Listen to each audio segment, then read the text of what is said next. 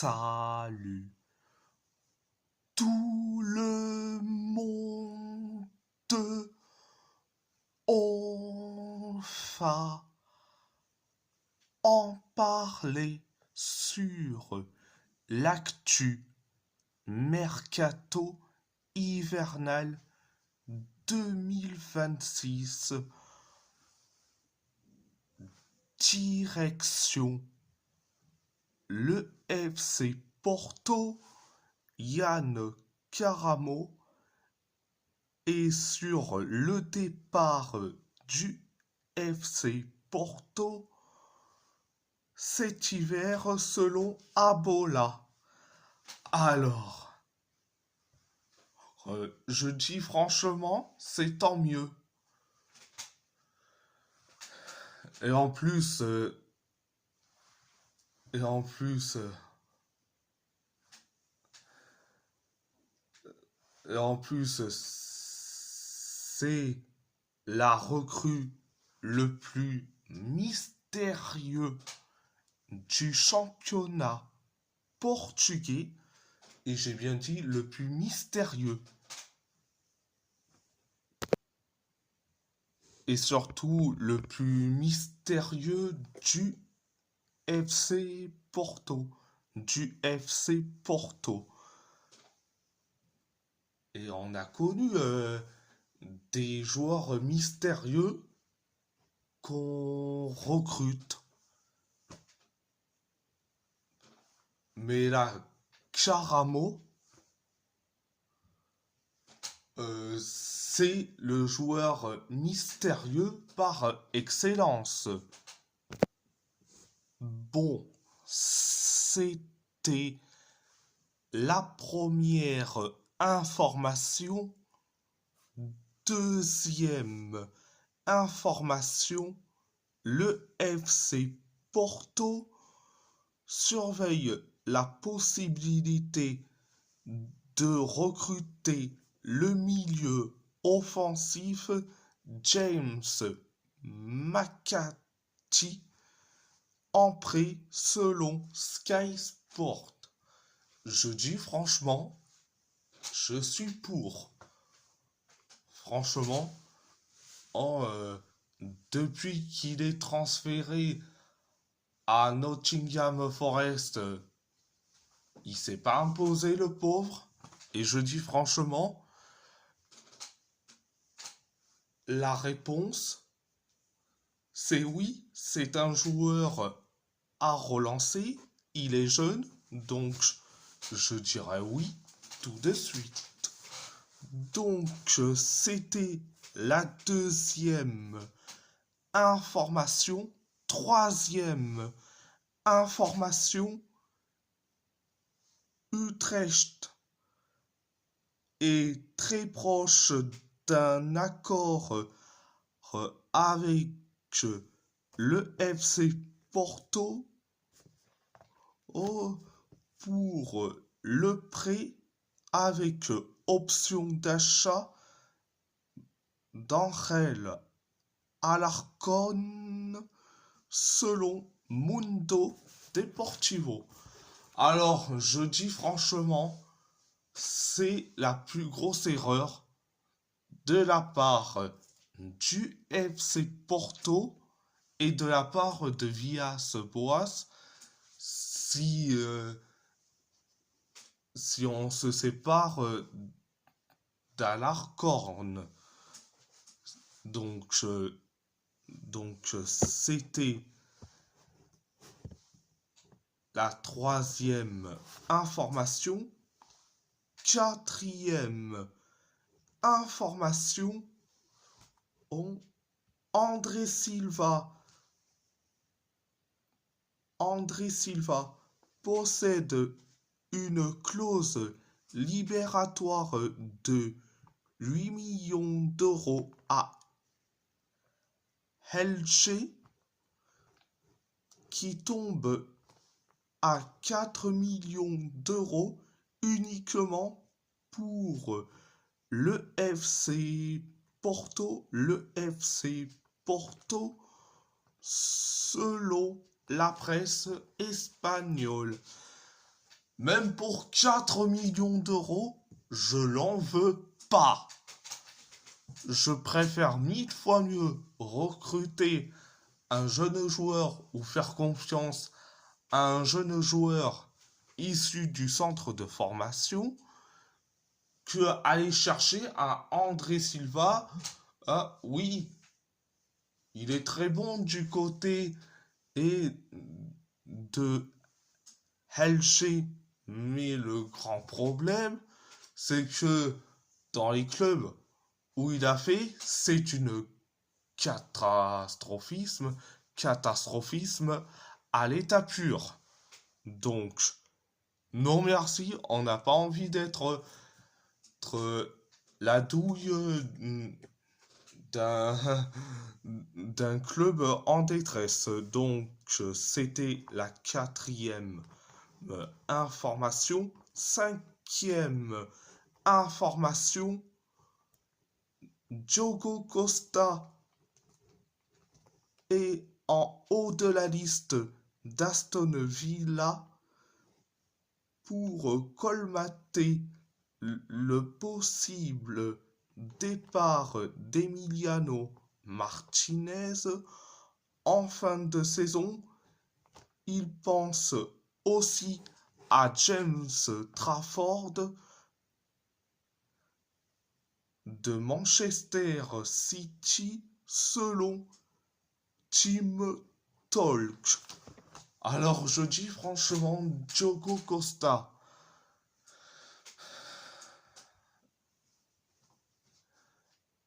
je dis franchement, il doit partir. Oui, et ça me ferait chier personnellement, mais il doit partir. Franchement, je dis ça personnellement. Donc, c'était la 5e information. 6e information, Kotaro Nagata a signé à Olivier Rennes en prêt. Bon, on prête un jeune joueur. Bon, ça me fait chier personnellement, mais bon, tu veux qu'on dise quoi? On va rien dire. Mais j'espère qu'il sera titulaire dans son nouveau club. Donc, voilà. Direction Galatasaray, Noah Lang est un joueur de Galatasaray. Le néerlandais s'est envolé depuis hier soir pour Istanbul. 2 millions d'euros pour le prêt de 6 mois. 30 millions d'euros option d'achat selon Fabrizio Romano. Je dis franchement, j'ai vu, il est arrivé. Même si Noah Lang, il t'a fait une déclaration digne de Zlatan, mais la seule différence c'est que Zlatan, euh, il peut déclarer ce genre de déclaration il gagnait tous les trophées. Noah Lang, certes, il a remporté quelques trophées avec le PSV, mais t'as pas remporté la moindre trophée dans les 5 plus grands championnats. Donc, franchement, Oh, il aurait pu se taire, mais il aurait pu aussi se taire quand il se plaint, hein, quand il dit j'ai parlé qu'une seule fois avec Antonio Conte. Et il aurait pu se taire. Et c'est là où il se retrouve à Galatasaray. Et je vous explique pourquoi Noah Lang est parti à Galatasaray et surtout son compère que j'apprécie pas, surtout du côté de la squadra Azzurra, Lorenzo Luca, qui se dirige, bon, qui a déjà signé à Nottingham Forest. Si je dis pas de bêtises. Bah, pour une seule raison, la direction napolitaine veut recruter Giovanni. Giovanni. Et l'avant-centre de l'Hellas Vérone. Donc, on comprend mieux pourquoi Noah Lang et Lorenzo Luca quittent le Napoli, c'est pour recruter Giovanni. Donc, franchement, on va se taper Noah Lang, le sketch du mercato hivernal 2026. Donc, bref, c'était la première information. Deuxième information, Galatasaray va faire une deuxième offre pour Christ Inao Oulay. La première offre était de 25 millions d'euros plus Ahmed Kutucu. Le joueur veut venir à Galatasaray selon BioGala. Et bien enfin, un joueur qui a envie de venir à Galatasaray. Bon, ça va coûter une blinde, mais il a envie de venir à Galatasaray. Et c'est ce genre de discours qu'il faut le mettre en avant. Donc, c'était la deuxième information. Troisième information. Galatasaray s'est renseigné auprès du FC Porto.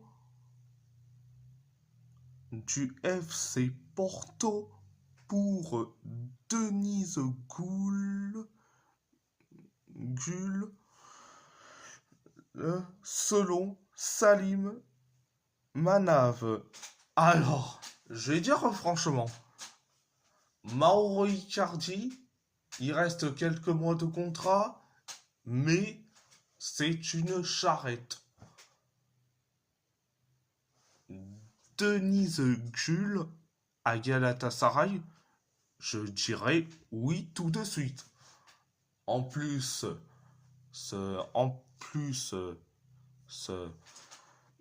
Denise Gull, il est bon en sortie de banc, donc la réponse est oui, je le veux. Du côté de Galatasaray, dédicace à Ibragala et les autres supporters de Galatasaray. Donc,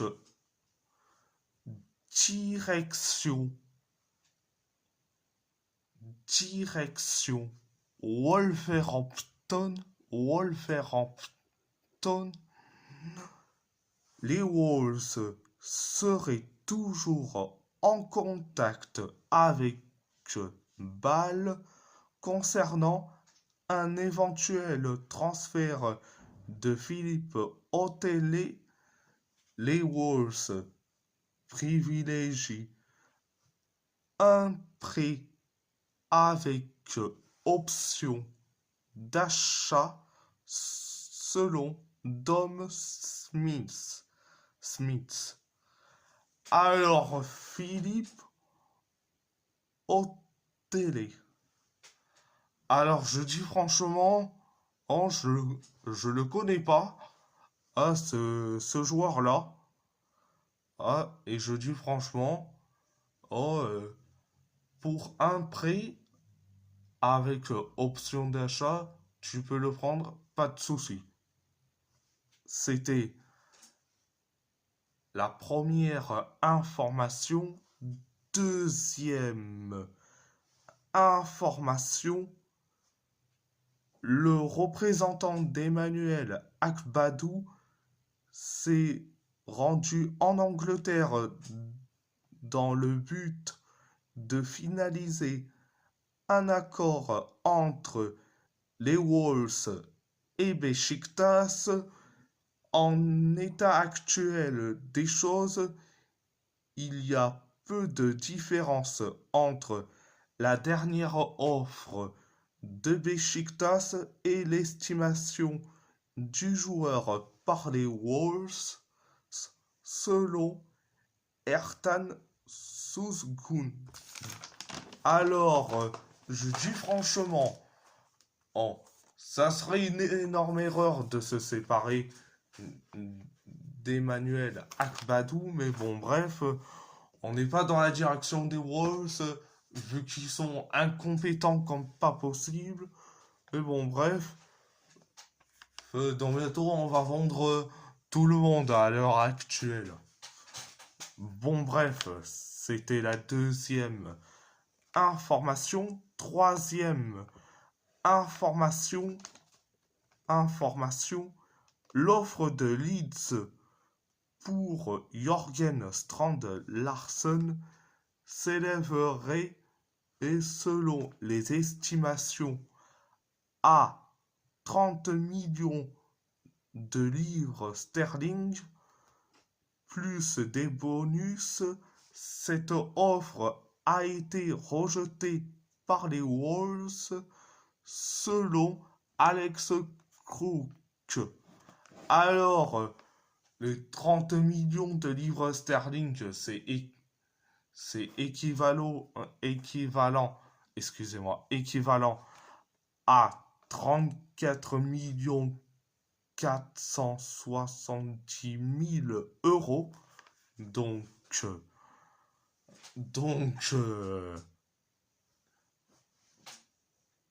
en plus, Strand Larsen voulait partir. Eh bien, pourquoi rejeter l'offre? Il faut le vendre. Mais bon, ils n'arrivent pas. Bon, bref. Direction. L'AS Roma.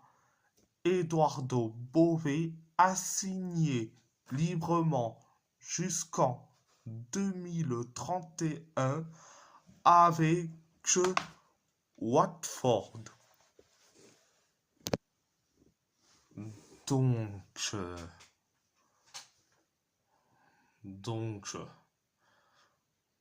Eduardo Bové a bien fait de signer dans un autre club, Watford. J'espère qu'il sera titulaire dans son nouveau club. Donc, c'était la première information. Deuxième information, l'AS Roma prépare une offre de 10 millions d'euros plus bonus pour Nicolo Fortini selon Orazio Accomando. Alors, et je te rajoute une bonus, la Juve s'intéresse aussi à Niccolò Fortini. Donc, je dis franchement, Fortini à l'AS Roma, je dirais oui à 100%. On a besoin de recruter des jeunes. Ben, pourquoi pas Fortini? Et donc, c'était la deuxième information. Troisième information. Lorenzo Venturino va rejoindre l'AS Roma,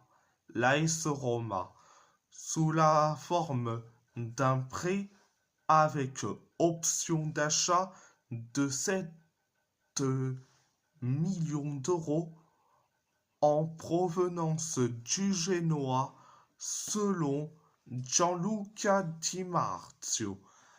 Alors, Lorenzo Venturino. Alors, c'est un jeune, il est phénoménal, c'est un ailier droit, donc pour être la doublure de Soulé, donc je dis oui tout de suite. C'était la troisième information. Quatrième information. L'AS Roma, l'OGC Nice et l'OM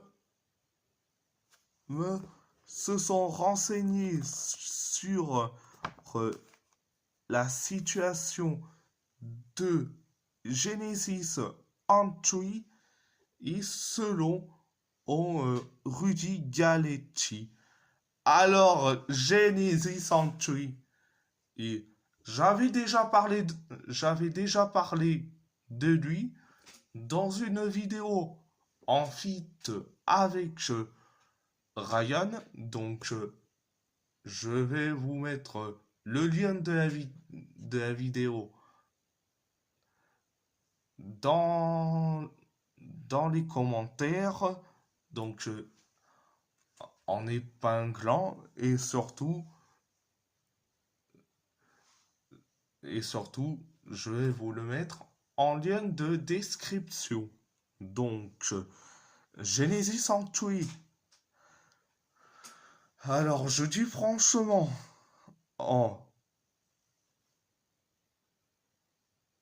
je dirais oui, mais le problème, c'est que on a trop de latéral droit. Et Genesis Antwi est un latéral droit. Et on a 4 latérales droits. Donc, je dis franchement, c'est impossible.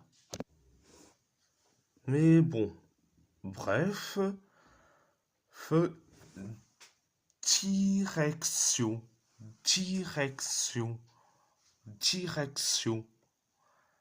l'Athletic Bilbao. Egosa Nomayo a signé librement jusqu'en 2027 avec l'UB et Conquescent. Alors, bonne chance pour lui et j'espère qu'il sera titulaire dans son nouveau club. Direction le PSG. Le Barça est furieux contre le PSG sur le dossier Dro Fernandez. Paris négocie actuellement pour rester en bons termes avec le club catalan et communiquera officiellement une fois les tensions redescendues. Tout se passe comme prévu, aucun souci à se faire selon Paris, nos limites. Alors, les Barcelonais qui chialent, qui sont furieux, et la prochaine fois, retenez vos jeunes.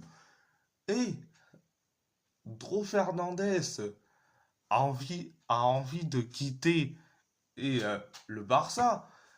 Il n'y a pas que lui, il y a aussi un autre qui me reviennent, un autre jeune qui a envie de quitter et carrément ce club, on dirait le Titanic, frère. Ouais. Kim Jong-un a envie aussi de quitter ce club, au même titre que Dro Fernandez. Mais bon, les Barcelonais, ils ont envie d'être furieux contre nous, mais pas envie d'être furieux contre Almeria. Almeria, oui, oui.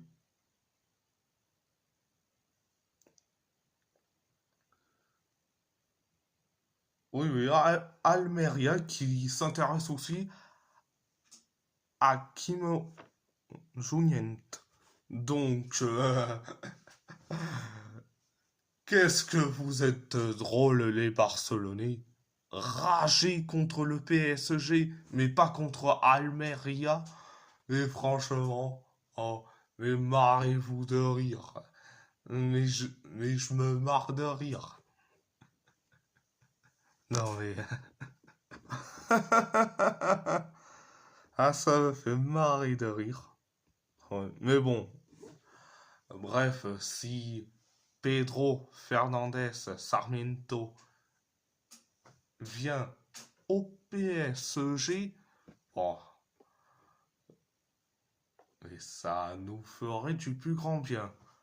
Donc, voilà, voilà.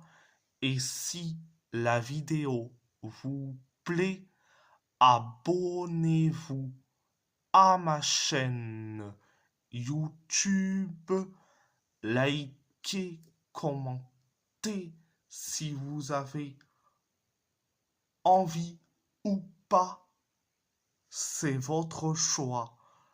À part ça, je vous laisse et merci beaucoup. Un grand merci beaucoup.